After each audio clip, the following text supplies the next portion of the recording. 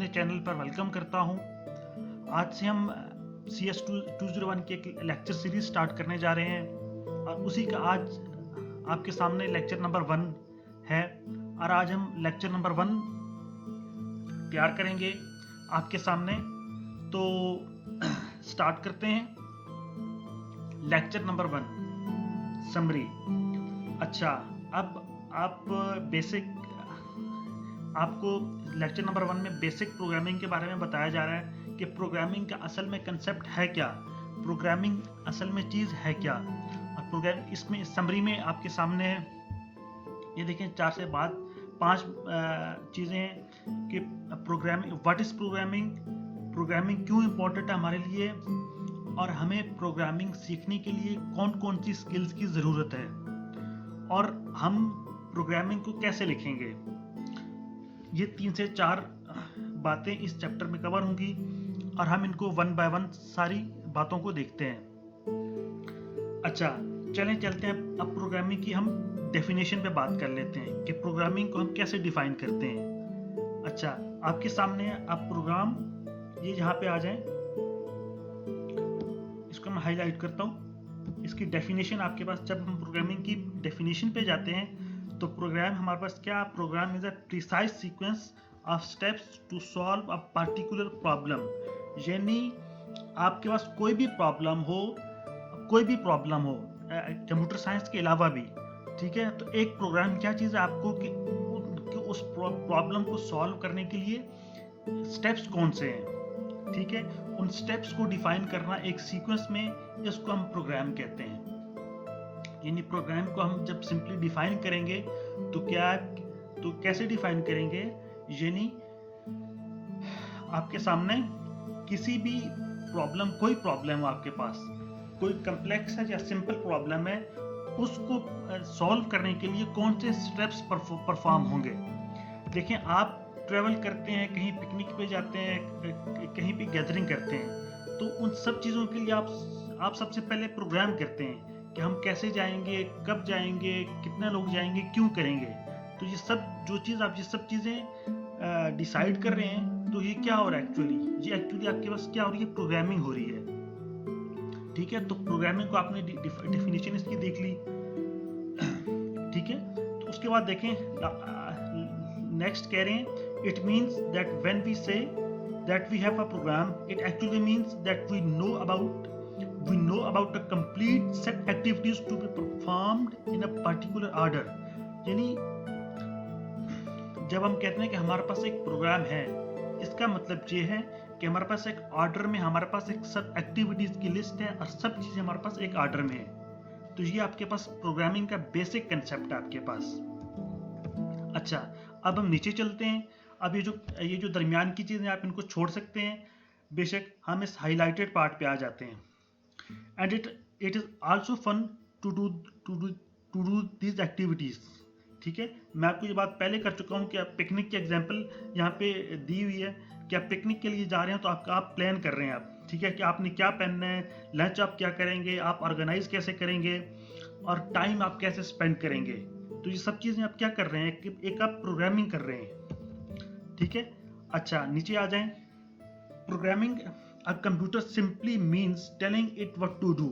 अच्छा, हम आगे भी इस पर बात करेंगे कि प्रोग्रामिंग क्या है, कि आपने कंप्यूटर को समझाना है कि कंप्यूटर को क्या करना है और कैसे करना है, ठीक है। A computer simply programming a computer simply means telling it what to do, ठीक है। तो ये आपने, और आगे आएगा भी लेक्चर में देखेंगे कि आपने कंसिडर करना है कि कंप्यूटर्स आर स्टूपिड और या कंप्यूटर्स आर इलिटरेट, या उर्दू में आप बात करेंगे कंप्यूटर्स अनपढ़ है। कंप्यूटर्स को हमने समझाना है, जाके कंप्यूटर्स को हमने पढ़ाना है। किसके थ्रू पढ़ाना है, कोड के थ्रू पढ़ाना है।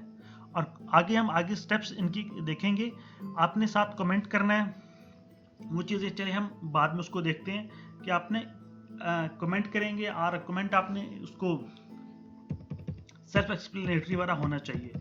अच्छा, अब आगे आ जाए, why programming is important, program क्यों इम्पोर्टेंट है, ठीक है। प्रोग्राम हमें क्या सिखाता है कि प्रोग्राम आपके पास क्या है, आपकी प्रोग्रामिंग एनालिसिस और हाईलाइटेड पार्ट में जब हम बात करते हैं,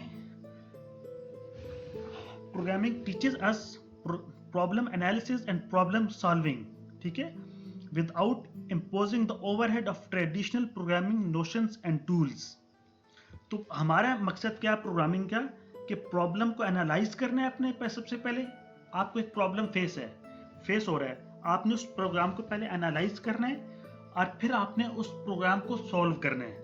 और ये जो सारा प्रोसीजर होगा, इसको आप इसके लिए आपको प्रोग्रामिंग की जरूरत पड़ेगी, ठीक है। अच्छा, तो प्रोग्रामिंग, अब आगे आ जाए, देखें ये चीज, प्रोग्रामिंग आपके अंदर कौन सी चीजें क्रिएट करती है।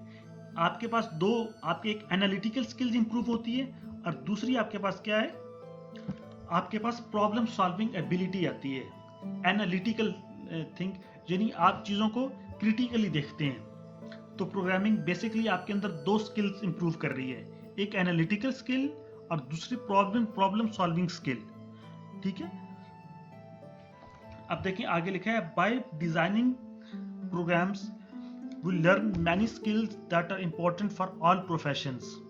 अच्छा, एक बात मैं अपने स्टूडेंट्स को बता दूं कि मैं हाईलाइटेड उस पर फोकस कर रहा हूँ, हाईलाइटेड पार्ट भी, क्योंकि जो इम्पोर्टेंट है, यानी एक वीडियो में पूरे लेक्चर को कवर करना, वन बाय वन करना मुश्किल होता है, ये ज़्यादा टाइम टेकिंग होता है।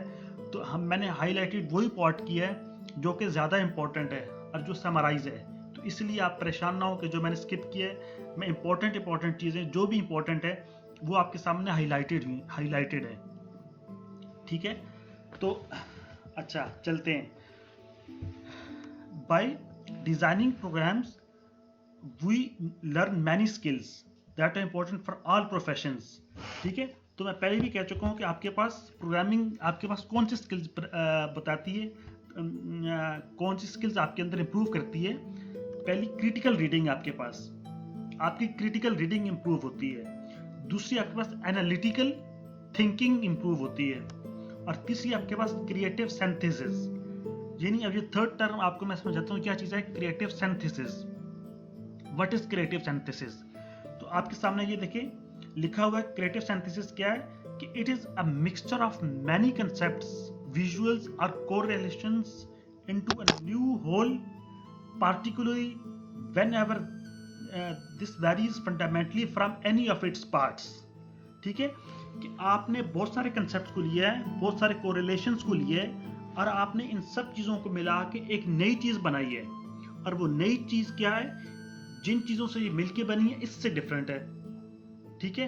यानी आप एक प्रोग्राम किया, उसके अंदर डिफरेंट फंक्शंस हैं, डिफरेंट आपने उसके अंदर चीज़ें लगाई हैं और जो आपके पास आउटपुट आई है, जो आपके पास मिक्सचर, आपने इन सबको जो मिक्स किया है, तो वो इसके जो इंग्रेडिएंट्स हैं, इसके जो पार्ट्स हैं जिससे ये मिलके बनी है, इससे डिफरेंट है।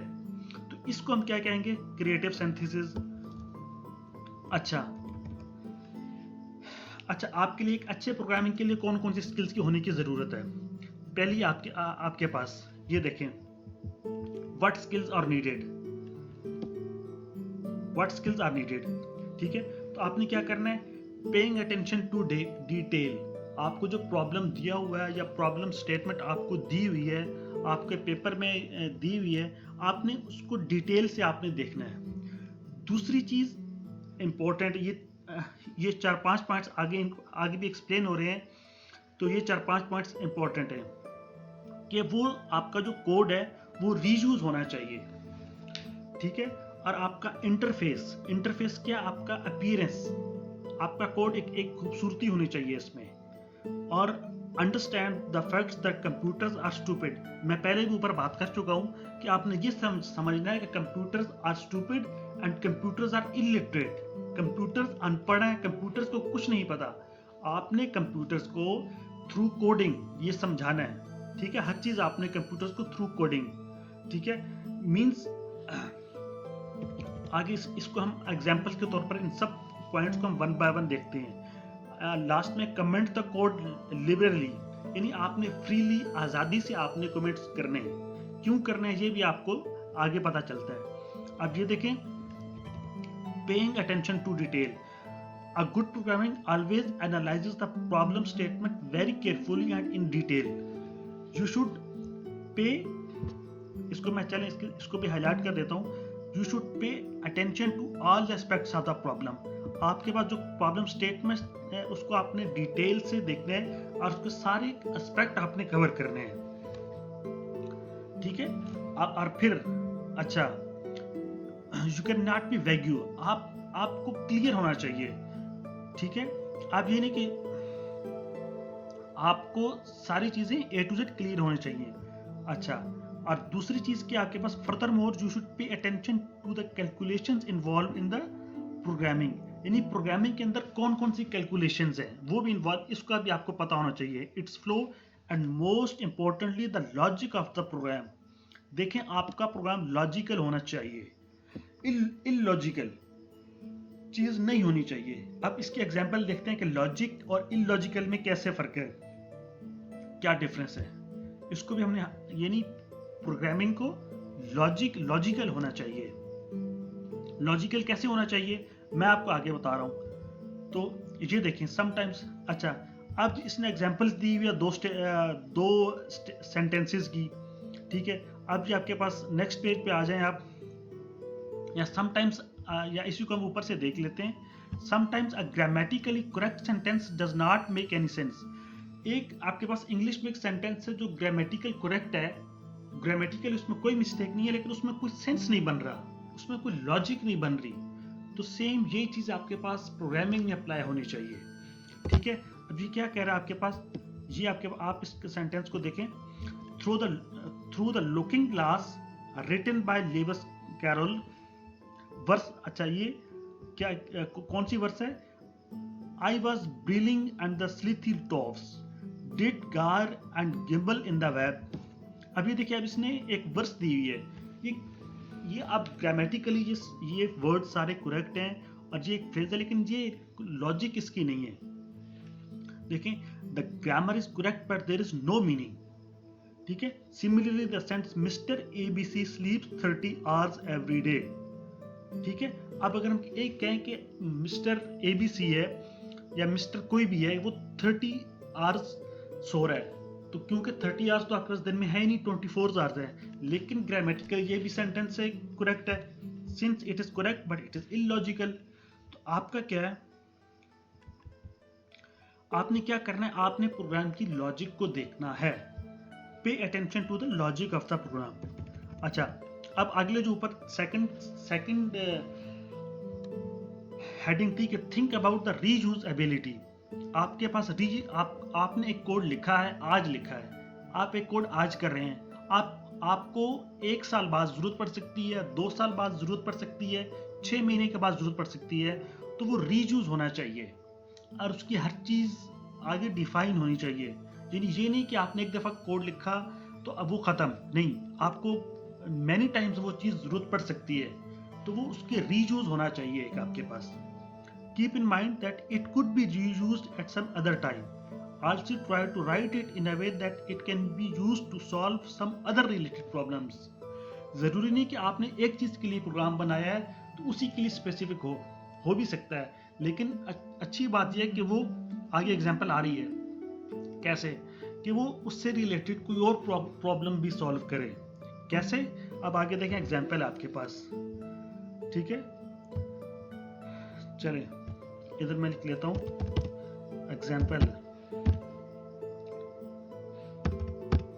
सॉरी,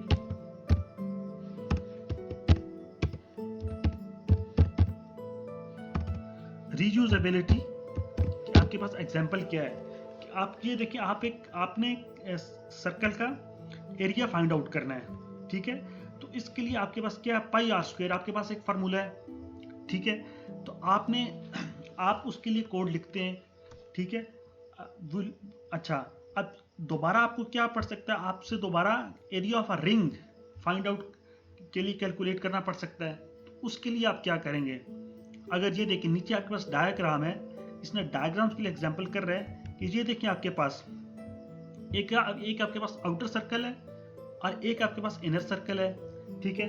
आपने एक कोड किया सर्कल का एरिया कैलकुलेट करने के लिए. ठीक है, आपके पास आ गया है. लेकिन आपके पास अब क्या है, अब आपसे कोई कहे अगर कि आपने रिंग का एरिया फाइंड आउट करना है, ये जो आपके पास पिंक कलर में ये रिंग है आपके पास, ठीक है।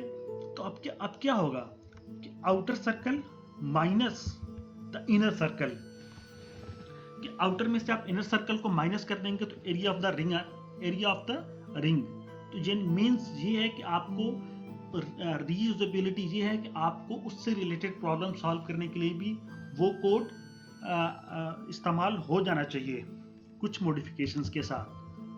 Think about good user interface means आप इंटरफेस से मुराद ये कि आपका अपीयरेंस, आपका कोड एक खूबसूरत होना चाहिए, ठीक है। उसमें मिनिमम जहाँ पे चीज़ मिनिमम चीज़ों से काम चल सकता है वहाँ पे आप वही चीज़ें करें, मैक्सिमम चीज़ें ना करें। एक हम इसको आगे देखेंगे जब आप नेक्स्ट चैप्टर्स में जाएंगे, वो एक बिल्कुल क्लियर एक लाइंस में आना चाहिए, पैरेलल होना चाहिए, रोड पैरेलल कोड होना चाहिए। तो उसका इंटरफेस यानी कोई आदमी आपका कोड देखे तो उसको वो प्यारा लगे, उसको खूबसूरत लगे। ये नहीं कि एक लाइन आगे जा रही है, एक लाइन पीछे जा रही है, लाइंस पैरेलल नहीं है, कोई लाइन पीछे है, कोई लाइन आगे है, लाइंस के दरमियान गैप आ रहा है, ठीक है। तो इस तरह की चीज़ें आपके पास नहीं होनी चाहिए, आपका इंटरफेस एक खूबसूरत किस्म का होना चाहिए। और उस देखें self explanatory, always provide understand the fact. ये देखें हम बार बार कंप्यूटर को स्टूपिड कह रहे हैं, क्यों कह रहे हैं? कंप्यूटर्स देखें इटसेल्फ कोई चीज़ नहीं है, कंप्यूटर्स वही काम करता है जो हम इसे कहते हैं, जो हम इसके थ्रू प्रोग्रामिंग हम इसे बताते हैं। ये बात करें computers can not think by themselves, in this sense they differ from human beings. आप किसी इंसान से, अपने दोस्त से टाइम पूछते हैं, किसी से टाइम पूछते हैं, वो आपको बता देता है कि ये 12 बज रहे हैं, 11 बज रहे हैं, ये टाइम है। लेकिन कंप्यूटर आपको उस वक्त तक नहीं बताएगा जब तक आप उसे उसके अंदर टाइम बताने का प्रोग्रामिंग या टाइम बताने की कोडिंग नहीं करेंगे। तो इसलिए ये आपके यहाँ पे आपको बात क्लियर हो गई है कि यहाँ पे ये डिफरेंस है कि क्यों कंप्यूटर स्टूपिड है। क्योंकि जब तक हम उनके अंदर कोडिंग या उनको इंस्ट्रक्शंस नहीं देंगे कि हाँ कंप्यूटर ने इस तरह बनाना है, तो तब तक आपके पास वो नहीं होगा, तब तक वो आपके पास वो टाइम नहीं बता सकता। अच्छा, एज स्टूपिड। अच्छा, अब ये देखें, ये वही बात कर रहे हैं। ऊपर देखें, ऊपर कह रहे हैं कि instructions to the computer should be explicitly stated.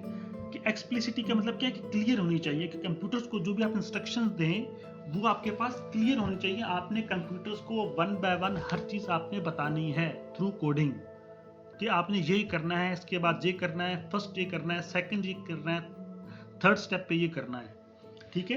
And not assuming, ये देखिए, not assuming that the right thing will happen by itself.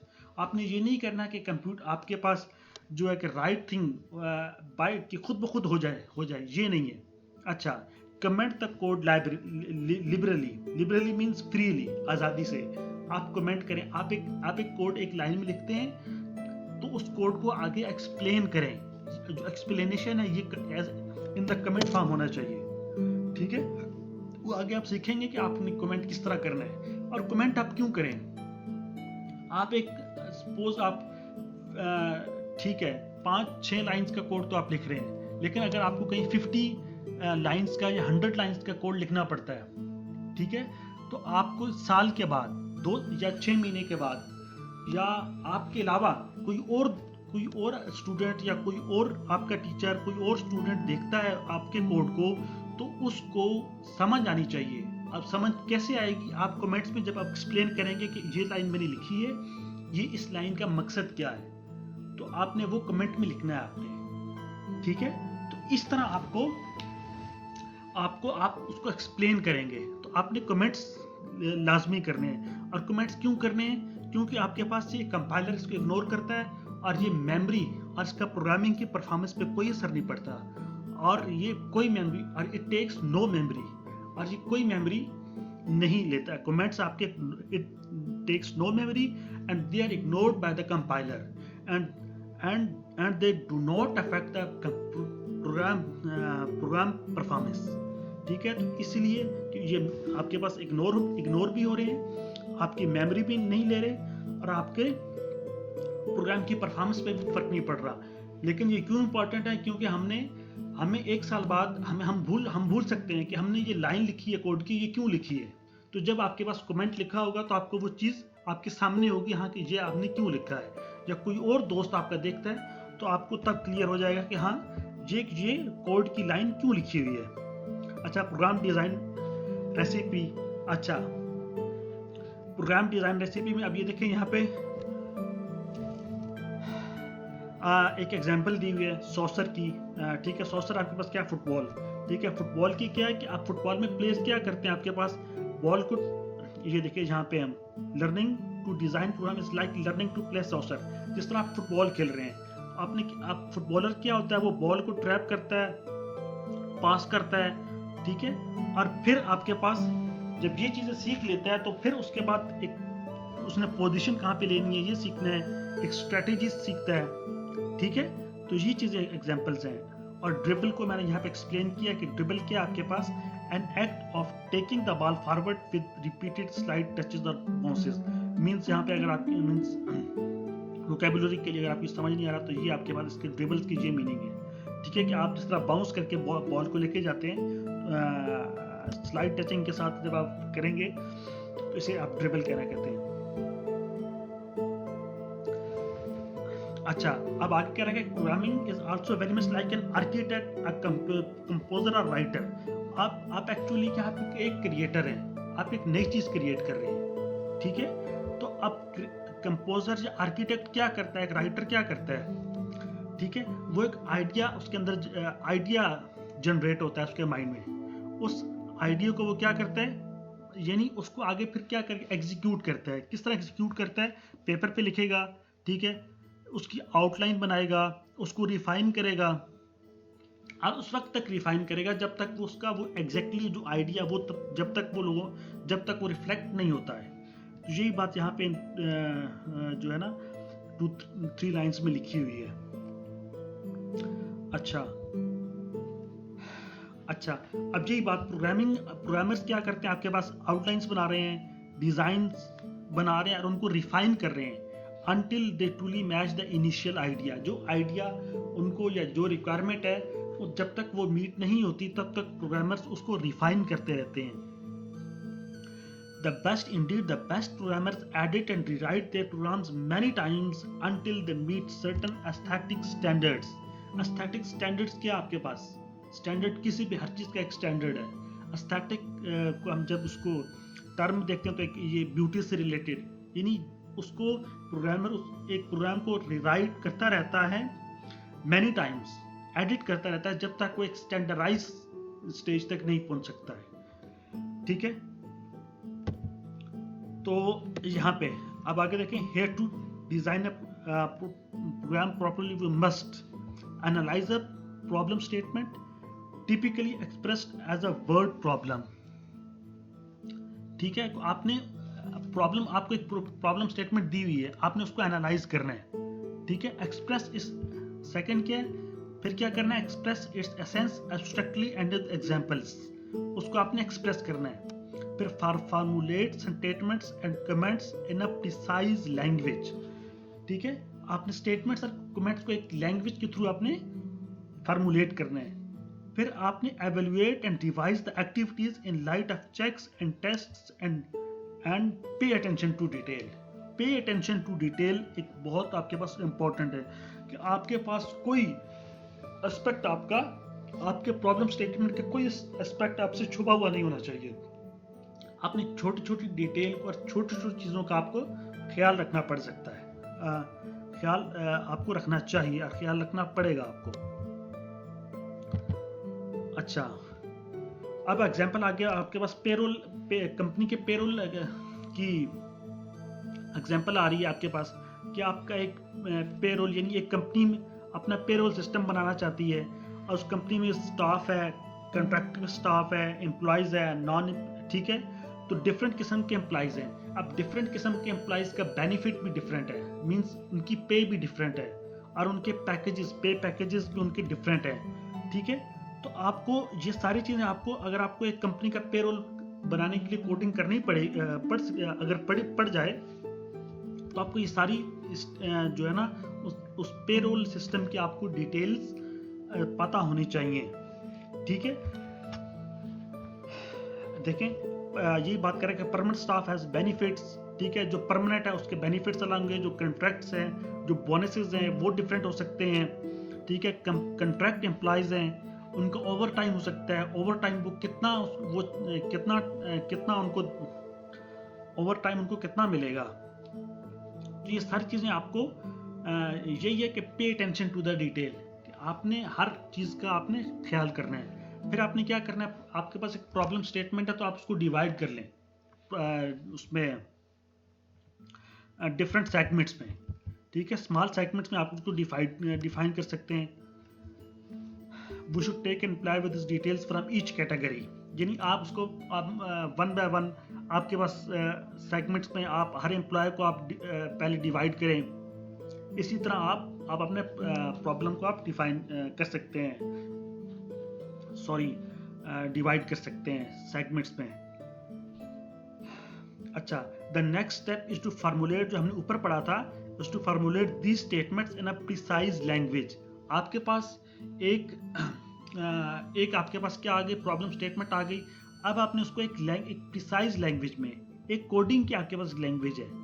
ठीक है, ये देखें, ये बात हो रही है ऊपर, formulate statements and comments in a precise language.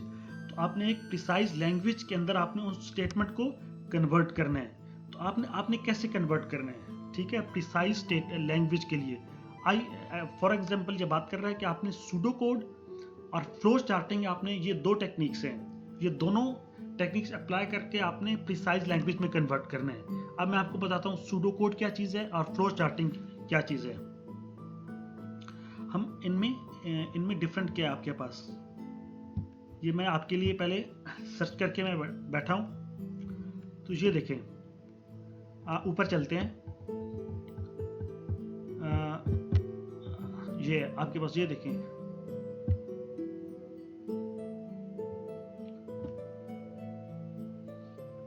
अच्छा ऊपर ये डिफाइन कर रहा है सूडो कोड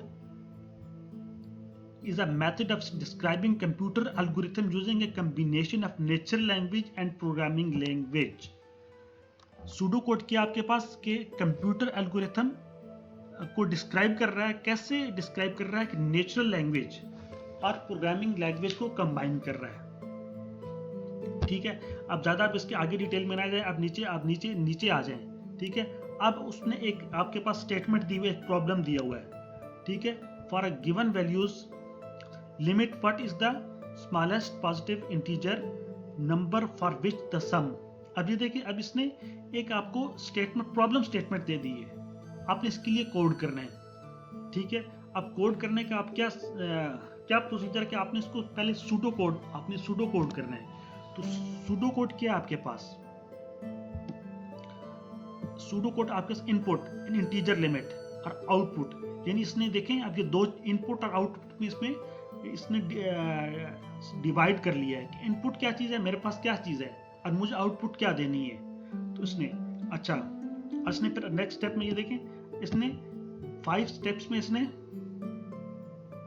सबको इसने डिवाइड कर लिया। Enter limit, set number, set sum, repeat the following, if sum, increment number by 1 and number to sum, यानी इसने अपनी लैंग्वेज में एक इन चीज़ों को इसने डिफाइन कर लिया है। तो ये क्या चीज़ होगी आपके पास, सूडो कोड हो गया आपके पास।